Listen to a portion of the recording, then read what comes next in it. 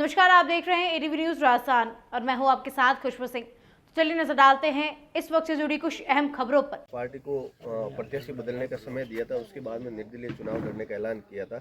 अब क्या आगे की रहेगी शर्त? देखिए, मैंने पार्टी हाईकमान को आग्रह किया था कि तमाम कार्यकर्ताओं की, जैसे सिवाना में हमने बैठक की, फिर समदड़ी में बैठक की, फिर आज सिंदरी में बैठक हुई। तमाम कार्यकर्ताओं की जो बूथ लेवल तक मैंने बनाए थे, उन तमाम बूथ के कार्यकर्ताओं ने एक मत होकर हाईकमान को ये आग्रह करना था कि आप अपना प्रत्याशी बदलें। और सबसे ज़्यादा आशंकित कार्यकर्ता थे कि हमारे जो घोषित प्रत्याशी है, इतने दिनों से उनकी घोषणा होने के पश्चात में भी सिवाना पधारे नहीं है, और भी ज़्यादा चिंता का विषय था। और मैंने तमाम कार्यकर्ताओं को बैठ के उनकी भावना भी समझी, क्योंकि कार्यकर्ता मजबूत रहना आवश्यक है, और असली कांग्रेस है वो कार्यकर्ता और बूथ पर बैठे हुए कार्यकर्ता ही है। 48 घंटे का हमने समय दिया।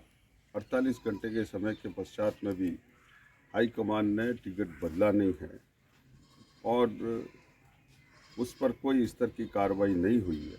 आम कार्यकर्ताओं की भावना है कि हम लोग निर्दलीय के रूप में असली सिवाना कांग्रेस बनकर और चुनाव लड़े। इस प्रकार का मुझसे आग्रह किया गया और मुझ पर दबाव भी डाला गया।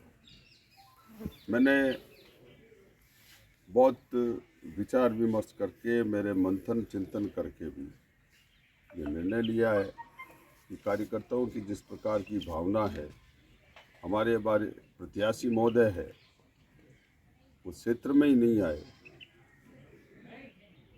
क्या मालूम उनके मन में क्या आशंका है, और इन आशंकाओं को दूर करने हेतु मैंने निर्णय लिया है कि 6 तारीख को हम नामांकन आवश्यक रूप से भरेंगे, ताकि कार्यकर्ता मायूस न हो, क्षेत्र खाली नहीं रहे।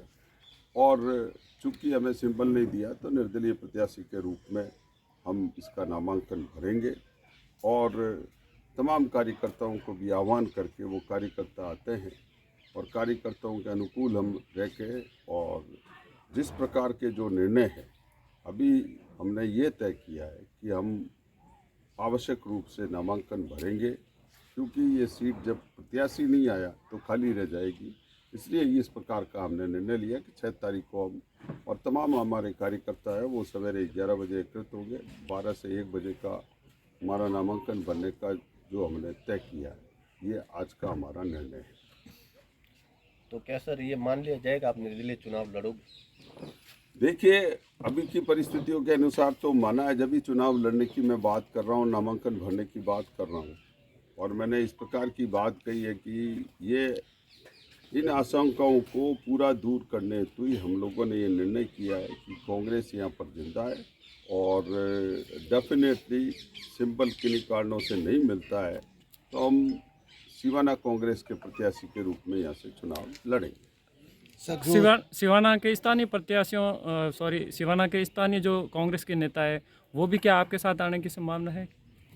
देखिए, स्थानीय तो सारे नेता, पूर्व विधायक मोटाराम जी मेरे साथ है, आज पूर्व विधायक धाराराम फुलवारिया जी मेरे साथ है, वरिष्ठ नेता अभी आप देख रहे हो उमेदाराम जी पटेल मेरे साथ है, आज हमारे रामनिवास आचार्य जी चेयरमैन साहब साथ है, और तमाम सभी क्षेत्रों में आप लोगों को पता है, आप भी कवरेज कर रहे हो।